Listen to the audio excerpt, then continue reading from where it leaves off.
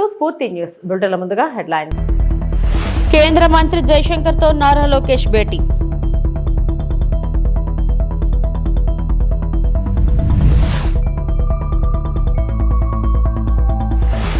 BC రిజర్వేషన్లు గత ప్రభుత్వం చేసిన చట్టమే మనకు అడ్డంకి. తెలంగాణలో సీఎం రేవంత్ రెడ్డి.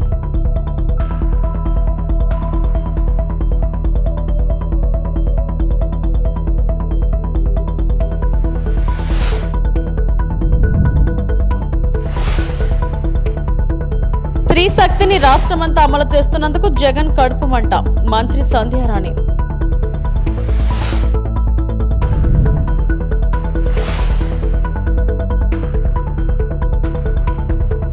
సర్దార్ సర్వాయి పాపన్నగౌడ్ విగ్రహం తెలంగాణ సమాజానికి ఆదర్శంగా నిలబడాలని ఓవర్ 25 సీఎం రేవంత్ రెడ్డి అన్నారు. ట్యాంక్ బండ్ సమీపంలో పాపన్నగౌడ్ విగ్రహానికి శంకుస్థాపన చేసిన అనంతరం ఆయన మాట్లాడారు. బహుజనుల సామ్రాజ్యాన్ని ఎందరికీ ఎలా అందించవచ్చో పాపన్నగౌడ్ నిరూపించారన్నారు. పాపన్నగౌడ్ కోటను గత ప్రభుత్వాలు మైనింగ్ లీజుకు ఇచ్చాయని విమర్శించారు. గతంలో కిలాస్పూర్ కోటను కాలగర్భంలో కలపాలని చూశారని దుయ్యబట్టారు. చరిత్ర స్ఫూర్తి కోటను చారిత్రాత్మక కట్టడాలుగా తీర్చిదిద్దాలని నిర్ణయించామన్నారు. భవిష్యత్తు తరాలు స్ఫూర్తి పొందేలా ఈ ప్రాంతాన్ని అభివృద్ధి చేయాలని నిర్ణయించామన్నారు. మిత్రుడు పొన్నం ప్రభాకర్ గారు ఆనాడు సర్దార్ సర్వాయి పాపన్న గౌడ్ గారు కిలాస్పూర్ కోటను వేదికగా చేసుకొని బహుజనుల సామ్రాజ్యాన్ని మొఘలులను ఓడించి తన శౌర్యాన్ని ప్రతాపాన్ని ఈ సమాజానికి చూపించడమే కాదు, ఆనాడే బహుజనుల సామ్రాజ్యాన్ని బహుజనులందరికీ ఏ విధంగా అందించవచ్చో నిరూపించిన గొప్ప పోరాట యోధుడు, వీరుడి యొక్క కోటను చూడడం జరిగింది. ఆ రోజు ఆ పక్కన చూసిన గత ప్రభుత్వాల కోటను మైనింగ్ లీజులకిచ్చి చరిత్రలో కిలాస్పూర్ కోటనే కాలగర్భంలో కలపాలని ఆలోచన చేసింది. ఆ రోజు అక్కడ చూసిన తర్వాత నేను చెప్పిన, ఇక్కడ ఒక్క రాయి కూడా తీయడానికి వీల్లేదు, ఇది చరిత్రకు ఒక గొప్ప స్ఫూర్తి, ఆ కోటను సంరక్షించాలి, దాన్ని చారిత్రాత్మకమైన కట్టడాల కింద మార్చి భవిష్యత్ తరాలు ఒక స్ఫూర్తిని పొందడానికి పర్యాటక క్షేత్రంగా అభివృద్ధి చేయాలి. మన ప్రభుత్వం వస్తుంది, తప్పకుండా శ్రీమతి సోనియా గాంధీ గారి నేతృత్వంలో ఏర్పడబోయే ఇందిరమ్మ రాజ్యం ప్రజాపాలనలో తప్పకుండా అభివృద్ధి కార్యక్రమాలు చేపడతామని ఆ రోజు అక్కడనే చెప్పడం జరిగింది. కోట మీదకి వెళ్ళి చూసి అక్కడి నుంచే ఆ రోజు చెప్పడం జరిగింది, తప్పకుండా ప్రభుత్వం ఏర్పాటు చేస్తున్నాం, ఏర్పాటు చేసిన ప్రభుత్వంలో కోటను కాపాడి చరిత్రను ఎప్పుడూ భవిష్యత్ తరాలు చూడాలనుకున్న, స్ఫూర్తి పొందాలనుకున్న ఈ ప్రాంతాన్ని అభివృద్ధి చేద్దామని. అందుకే ఆ ప్రాంతానికి పొన్నం ప్రభాకర్ గారిని కరీంనగర్ నుంచి తీసుకెళ్లి హుస్నాబాద్ శాసనసభ నియోజకవర్గ ఎన్నికల్లో పోటీ చేయించి వారిని కాంగ్రెస్ పార్టీ గెలిపించడమే కాదు, వారిని మంత్రిని చేసి ఈరోజు తెలంగాణ ప్రభుత్వంలో భాగస్వామ్యం చేయడం జరిగింది. ఈరోజు మిత్రులారా, గాంధీ కుటుంబం ఈ దేశానికి దొరికిన ఒక గొప్ప వరం. తెలంగాణలో చేపడుతున్న సంస్కరణలు, నిర్ణయాలు దేశానికి దిశ నిర్దేశించే స్థాయిలో ఉన్నాయని డిప్యూటీ సీఎం బట్టి విక్రమార్క అన్నారు. ట్యాంక్ బండ్ సమీపంలో పాపన్నగౌడ్ విగ్రహానికి శంకుస్థాపన చేసిన అనంతరం నిర్వహించిన సమావేశంలో ఆయన మాట్లాడారు. దేశ చరిత్రలో ఎక్కడా లేని విధంగా కులగణన చేపట్టామన్నారు. బీసీలకు 42% రిజర్వేషన్లపై చట్టం చేశామని తెలిపారు. రాష్ట్రంలో బీసీ రిజర్వేషన్లు దేశంలోనూ అమలుకు దారి తీశాయని వివరించారు. ప్రభుత్వ విధాన నిర్ణయాలను ప్రతి గ్రామం ఇంటికి తీసుకెళ్లాలని పిలుపునిచ్చారు. ప్రజాప్రభుత్వం తెలంగాణలో విప్లవాత్మక మార్పు తీసుకువస్తుందని వివరించారు. కాంగ్రెస్ మూల సిద్ధాంతం సామాజిక న్యాయం అని తెలిపారు. చెప్పి అరచేతిలో పెట్టుకుని ప్రభుత్వాన్ని కాపాడుకుంటూ భవిష్యత్తులో తీసుకున్న నిర్ణయాల ఫలితాలన్నీ కూడా పొందటం కోసం అందరూ ప్రయత్నం చేయాలని చెప్పి ఈరోజు పాపన్న గౌడ్ గారి జయంతి సందర్భంగా మీ అందరికీ నేను విజ్ఞప్తి చేస్తూ ఉన్నాను. ఈరోజు విగ్రహావిష్కరణ ఇప్పుడే పెద్దలు మన మహేష్ కుమార్ గౌడ్ గారు కానీ పొన్నం ప్రభాకర్ గారు కానీ మాట్లాడేటప్పుడు చాలా స్పష్టంగా చెప్పారు. విగ్రహాన్ని ఏర్పాటు చేయాలని అడిగినప్పుడు ఆ విగ్రహం ఏర్పాటు చేసే వ్యక్తి యొక్క ఆలోచనలు, వారి పోరాట స్ఫూర్తి, వారి మార్గం ఆ విగ్రహాన్ని చూసినప్పుడల్లా మనందరికీ ఇన్స్పిరేషన్గా ఉండాలి. అలా ఇన్స్పిరేషన్గా ఉండటం కోసమే విగ్రహాలను ఏర్పాటు చేసుకుంటాం. ఆ చేసుకునే విగ్రహాలు కూడా ఒక స్ట్రాటజిక్ పాయింట్లో అందరికీ కనపడేటట్టుగా ఆ విగ్రహం మనల్ని కూడా మార్గదర్శకం చేసి స్ఫూర్తి ఇచ్చేటట్టుగా ఒక స్ట్రాటజిక్ స్థలంలో ఏర్పాటు చేయటం అనేది కూడా చాలా ఆవశ్యకమైనది. ఎక్కడో విగ్రహాన్ని పెట్టాం, ఎక్కడో స్థలం ఇచ్చామనేది కాకుండా ఒక ప్రముఖమైనటువంటి స్థలంలో సెక్రటేరియట్ ముందు స్థలాన్ని ఏర్పాటు చేసి ఈరోజు భూమి పూజ చేసుకున్నాం. తప్పనిసరిగా ఈ భూమి పూజ రేపు ఈ రాష్ట్రంలో వచ్చేటువంటి సామాజిక న్యాయానికి, సామాజిక ధర్మానికి పెద్ద ఎత్తున ఉపయోగపడుతుందని చెప్పి మీ అందరికీ నేను సవినయంగా మనవి చేస్తూ, సర్దార్ పాపన్న గౌడ్ గారి యొక్క లక్షణాలు ఇప్పటికే అందరూ చెప్పారు.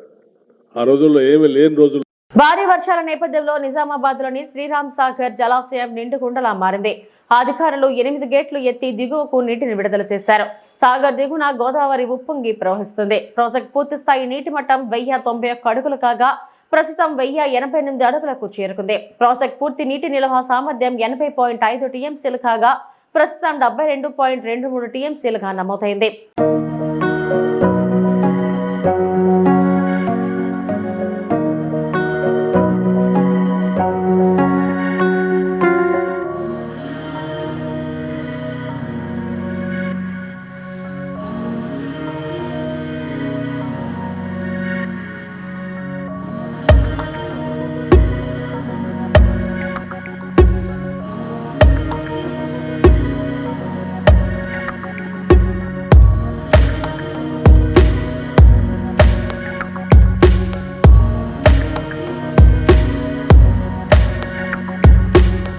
ఢిల్లీలో పర్యటిస్తున్న మంత్రి లోకేష్ విదేశీ వ్యవహారాల శాఖ మంత్రి జైశంకర్ తో సమావేశమయ్యారు.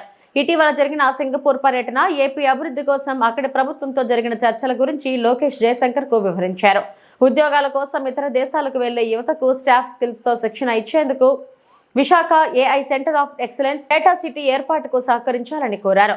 విశాఖలో డేటా సిటీని అభివృద్ధి చేయడం వల్ల భవిష్యత్తులో ఏపీ టెక్నాలజీ హబ్ గా తయారవుతుందని, దీనికి సహకరించాలని విజ్ఞప్తి చేశారు. ఏపీ నుంచి వలస వెళ్లే కార్మికుల సంక్షేమం, భద్రత, గౌరవాన్ని కల్పించేందుకు ప్రవాస భారతీయ బీమా యోజన వంటి పథకాలను విస్తరించాలని, సంబంధిత ఫిర్యాదుల పరిష్కారం కోసం ఏపీలో ప్రత్యేక విభాగాన్ని ఏర్పాటు చేయాలని కోరారు. ఏపీలో జాతీయ, అంతర్జాతీయ స్కిల్ కాంక్లేవ్ నిర్వహణలో భాగస్వామ్యం కల్పించినందుకు కృతజ్ఞతలు తెలిపారు.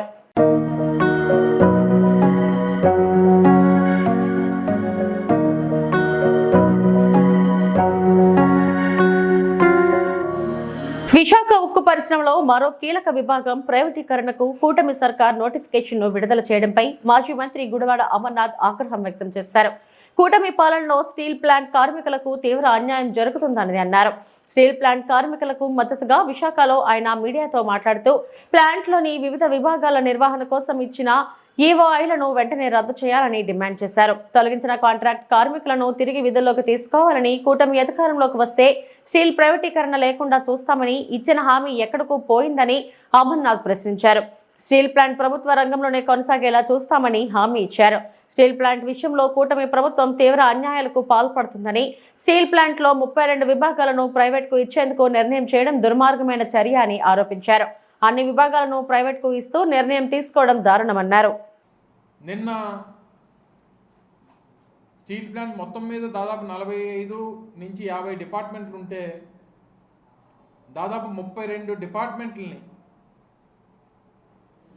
ప్రైవేటీకరణ చేస్తూ అడుగులు వేస్తున్నటువంటి విషయాన్ని నిన్న మనం చూసాం.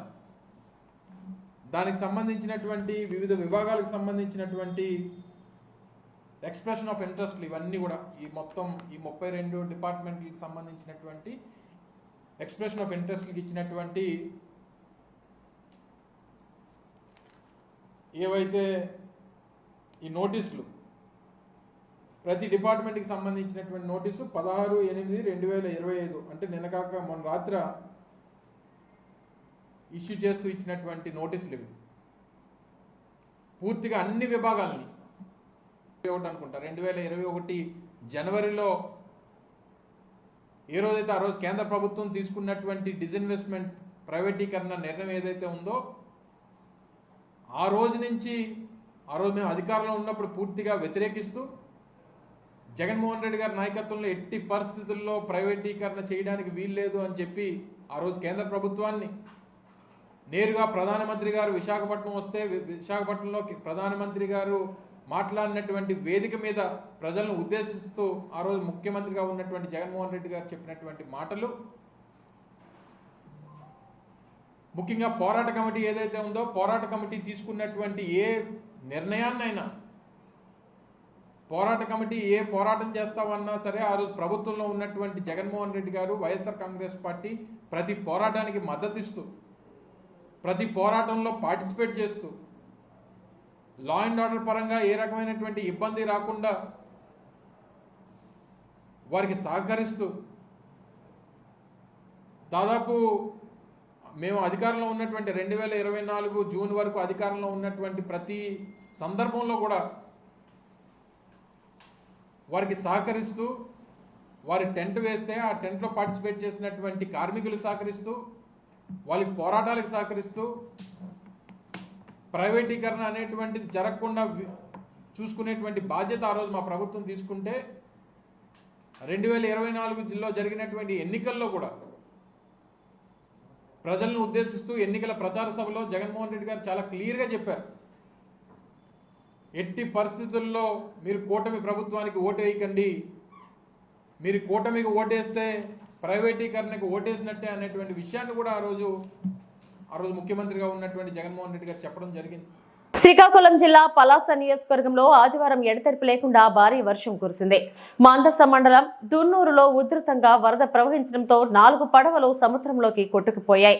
గెడ్డూరు మీదుగా భారీ వరద నీరు సముద్రంలోకి చేరడంతో తీరం కొంతమేర కోతకు గురై ఈ ఘటన చోటు చేసుకుంది. అప్రమత్తమైన మత్స్యకారులు పడవలకు తాళ్లు కట్టి ఒడ్డుకు చేర్చారు.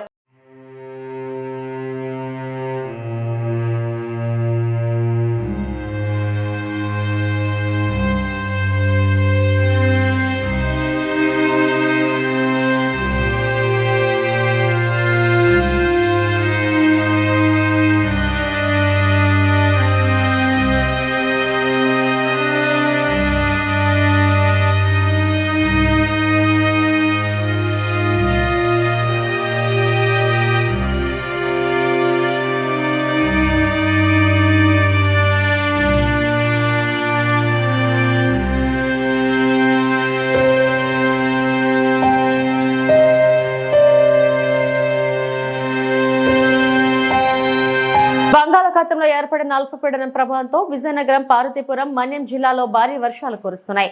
ముఖ్యంగా విజయనగరం జిల్లాలో ఆదివారం ఎడతెరిపి లేకుండా వర్షం కురుస్తుండటంతో 18.8 మిల్లీమీటర్ల వర్షం నమోదైంది. బాడంగి, వేపాడ, లక్కవరపుకోట, కొత్తవలస, పూసపాటిరేగ, డెంకాడ, భోగాపురం మండలాల్లో భారీ వర్షం కురుస్తుంది.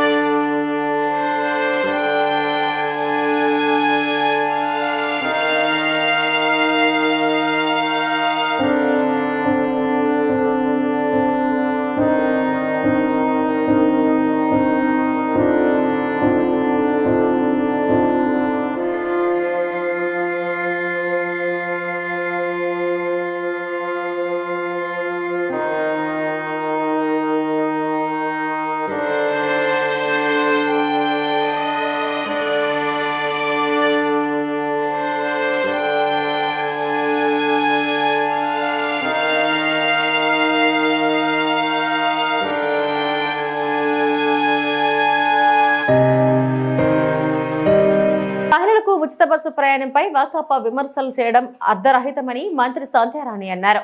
అమరావతిలో ఏర్పాటు చేసిన మీడియా సమావేశంలో ఆమె మాట్లాడుతూ అసహనంతోనే వైకాపా నేతలు మాట్లాడుతున్నట్లు ప్రజలంతా గమనించారన్నారు. ఆస్తి కోసం తల్లి చెల్లిపై కోర్టుకు వెళ్లిన జగన్ తీరును రాష్ట్ర ప్రజలంతా చూశారని విమర్శించారు.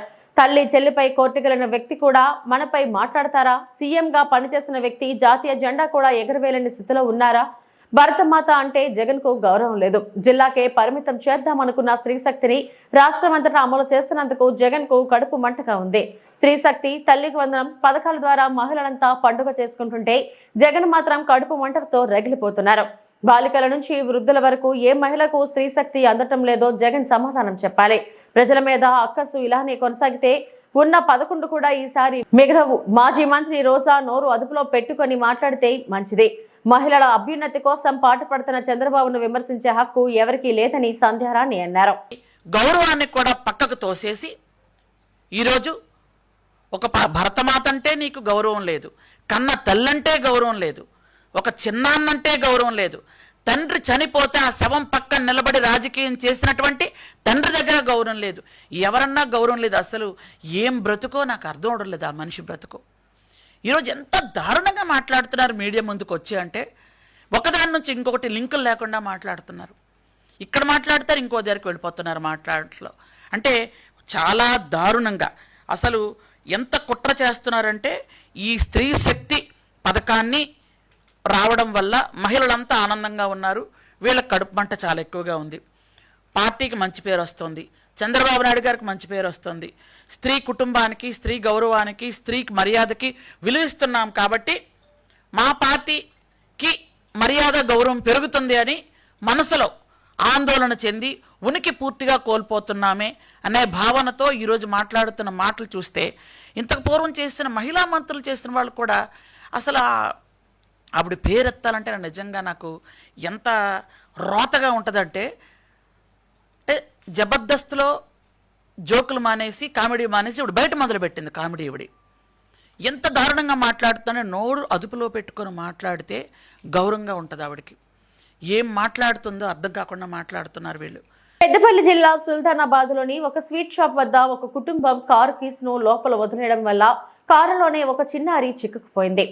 డోర్ లాక్ కావడంతో చిన్నారి ఎంత ప్రయత్నించినా బయటకు రాలేకపోయింది. అప్పుడే అక్కడికి వచ్చిన ఓ యువకుడు తన సెల్ ఫోన్ లో డోర్ ఎలా తెరవాలో ఒక వీడియో చూపించాడు. ఆ వీడియో చూసిన చిన్నారి తెలివిగా డోర్ తెరిచి క్షేమంగా బయటపడింది. సమయస్ఫూర్తితో వ్యవహరించి చిన్నారిని కాపాడిన యువకుడిని స్థానికులు అభినందించారు.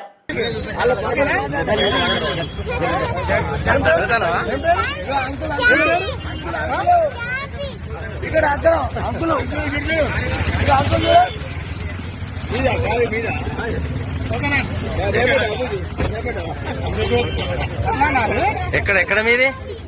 అవునా? ఎక్కడ ఎవరు? మంచిర్యాల. ఏం పేరు? పాప పేరేంది? నీ పేరేందమ్మా? చార్మి. పోతారా? మరి ఇప్పుడు పాపని ఇక్కడ పెట్టి మీరు ఎటు వేయండు? అవునా? పాపను కార్లో ఉంచి మీరు ఎటుదికి వేయండి? ఎందుకు వేయండు?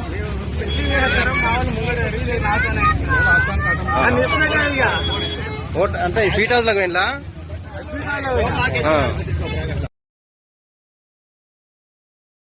చోడవరం పట్టణం, రేవళ్లు, సింహాద్రిపురం, జుత్తాడ గ్రామాల్లో వరి నాట్లు తుఫాను ప్రభావంతో నేత ముంపునకు గురయ్యాయి. సుమారు ఈ 3 గ్రామాల్లో 600 ఎకరాల వరకు వరి నాట్లు చెరువుల కంటే ఘోరంగా తలపిస్తున్నాయి. అడపదడప కురుస్తున్న వర్షాలకు రైతులు పొలాలకు వెళ్లి ఉత్సాహంగా వరి నాట్లు వేశారు. అయితే రైతుల ఆశలు అడియాసలకు మారాయి.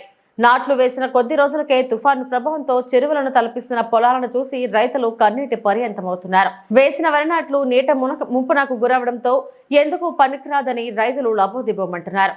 తుఫాను కారణంగా తీవ్రంగా నష్టపోయామని ప్రభుత్వం వెంటనే స్పందించి ఆదుకోవాలని రైతాంగం కోరుతున్నారు.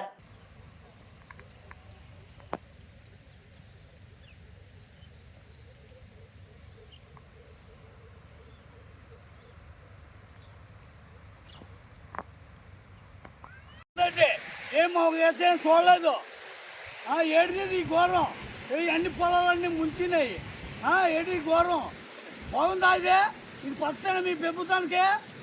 రావాలి గ్రామం, చోడవరం, వెంకయ్యగారిపేట. ఏడిది ఇదేం బాగుందో చెప్పండి. మా వ్యవసాయాలన్నీ పోనాయి. మాకు ప్రభుత్వం న్యాయం చేయాలి. ఏం చేస్తారు? ఏం చేయడం ఉందా? సూపర్ కుడిపోయింది. వ్యవసాయం అంతా కూలిపోయింది. మేము ఏడు తినాలా? మీరు ఏదో మేము ఎలా బతకాలా? చోడవరం పంచాయతీలో రావుల గ్రామంలో గనివాడ వెంకనాయుడు అనే రైతుని నేను. ఈ అనకాపల్లి జిల్లా ఈ రావుల గ్రామం, వెంకయ్యగారిపేట, చోడవరం, ఇలాగ అన్నవరం గ్రామ భూములు ఒక సుమారుగా 150 ఎకరాల్లో ప్రతి సంవత్సరం తుఫాను వచ్చిన సందర్భంగా నీళ్లు ఎక్కువైపోయి పంటలు నాశనం అయిపోయి మాకు మళ్ళీ వేరే దారి లేకుండా నష్టం జరుగుతుంది.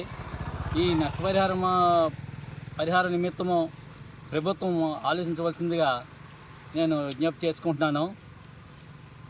ఈ భూములన్నీ కూడా చెరువు కన్నా అధ్వానంగా ఒక 6 అడుగులు 7 అడుగుల లోతున ముంపులో ఏర్పడుతుంటుంది ప్రతి సంవత్సరం కూడాను.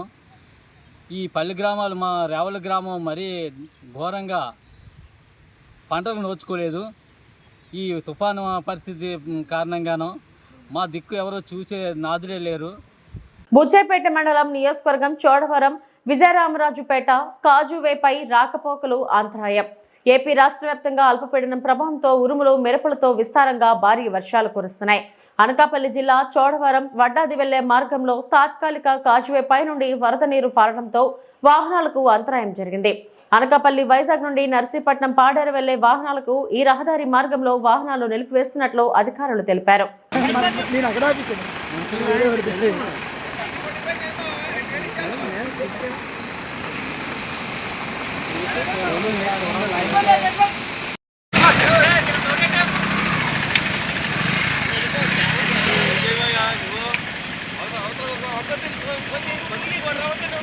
ఇవి ఇప్పటివరకు నా బులెటిన్ అప్డేట్స్. నమస్తే.